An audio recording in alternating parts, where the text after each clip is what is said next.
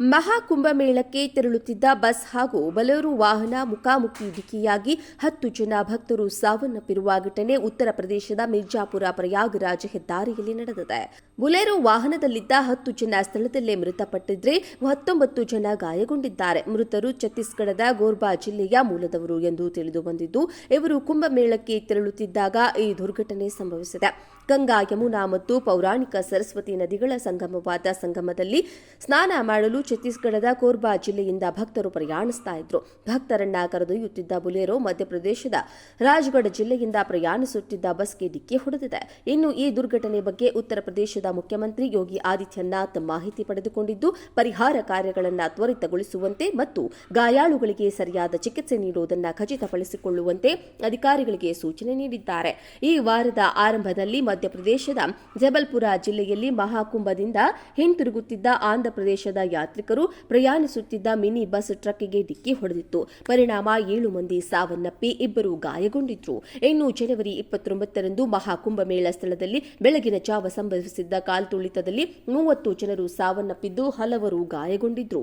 ಮಹಾಕುಂಭದಲ್ಲಿ ಈವರೆಗೆ 50 ಕೋಟಿಗೂ ಹೆಚ್ಚು ಜನ ಪವಿತ್ರ ಸ್ನಾನ ಮಾಡಿದ್ದಾರೆ. ಕಳೆದ 1 ತಿಂಗಳಿನಿಂದ ನಡೆಯುತ್ತಿರುವ ಮಹಾಕುಂಭದಲ್ಲಿ ಮೊದಲ 3 ಸ್ಯಾಹಿ ಸ್ನಾನ ಮತ್ತು ನಂತರ ಮಾಘ ಪೂರ್ಣಿಮೆಯ ಸ್ನಾನದಲ್ಲಿ ಭಾರಿ ಜನಸಂದಣಿ ಕಂಡುಬಂದಿದೆ. ಕೋಟ್ಯಾಂತರ ಸಂಖ್ಯೆಯಲ್ಲಿ ಬಂದ ಭಕ್ತರು ಪ್ರಯಾಗರಾಜ್ ನಗರದ ಜನಸಂಖ್ಯೆಯನ್ನ ವಿಶ್ವದ 2 ದೊಡ್ಡ ದೇಶಗಳ ನಂತರ 3ನೇ ಸ್ಥಾನಕ್ಕೆ ತಂದು ನಿಲ್ಲಿಸಿದ್ದಾರೆ. 1.5 ತಿಂಗಳಲ್ಲಿ ಪ್ರಯಾಗರಾಜ್ಗೆ ಬಂದ ಒಟ್ಟು ಜನರ ಸಂಖ್ಯೆ ಅಮೆರಿಕದ ಜನಸಂಖ್ಯೆಗಿಂತಲೂ ಹೆಚ್ಚಾಗಿದೆ.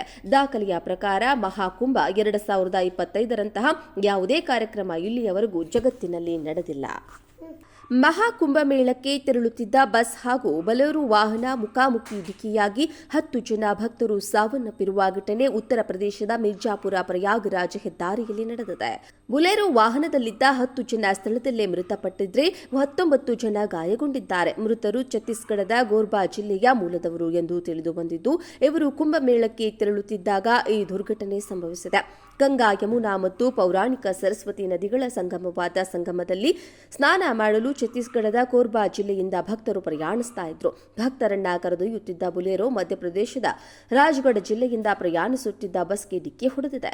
ಇನ್ನು ಈ ದುರ್ಘಟನೆ ಬಗ್ಗೆ ಉತ್ತರ ಪ್ರದೇಶದ ಮುಖ್ಯಮಂತ್ರಿ ಯೋಗಿ ಆದಿತ್ಯನಾಥ್ ಮಾಹಿತಿ ಪಡೆದುಕೊಂಡಿದ್ದು, ಪರಿಹಾರ ಕಾರ್ಯಗಳನ್ನು ತ್ವರಿತಗೊಳಿಸುವಂತೆ ಮತ್ತು ಗಾಯಾಳುಗಳಿಗೆ ಸರಿಯಾದ ಚಿಕಿತ್ಸೆ ನೀಡುವುದನ್ನು ಖಚಿತಪಡಿಸಿಕೊಳ್ಳುವಂತೆ ಅಧಿಕಾರಿಗಳಿಗೆ ಸೂಚನೆ ನೀಡಿದ್ದಾರೆ.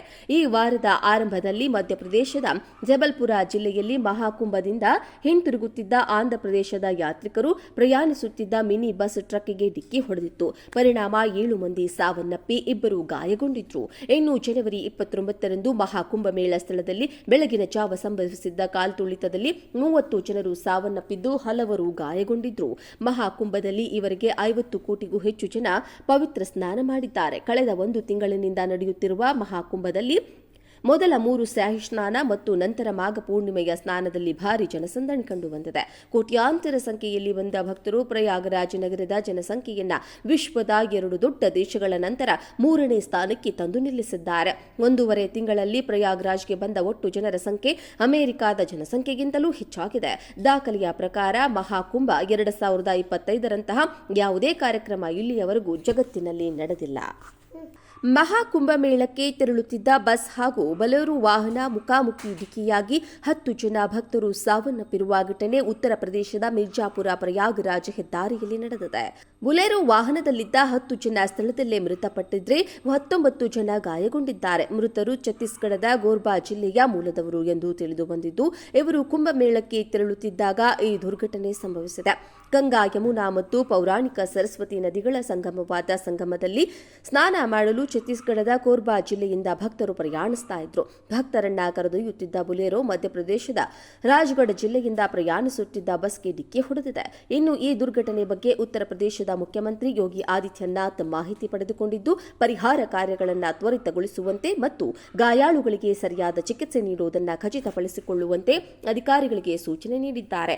ಈ ವಾರದ ಆರಂಭದಲ್ಲಿ ಮಧ್ಯಪ್ರದೇಶದ ಜಬಲ್ಪುರ ಜಿಲ್ಲೆಯಲ್ಲಿ ಮಹಾಕುಂಭದಿಂದ ಹಿಂತಿರುಗುತ್ತಿದ್ದ ಆಂಧ್ರಪ್ರದೇಶದ ಯಾತ್ರಿಕರು ಯಾತ್ರಿಕರು ಪ್ರಯಾಣಿಸುತ್ತಿದ್ದ ಮಿನಿ ಬಸ್ ಟ್ರಕ್ಗೆ ಡಿಕ್ಕಿ ಹೊಡೆದಿತ್ತು. ಪರಿಣಾಮ 7 ಮಂದಿ ಸಾವನ್ನಪ್ಪಿ 2 ಗಾಯಗೊಂಡಿದ್ರು.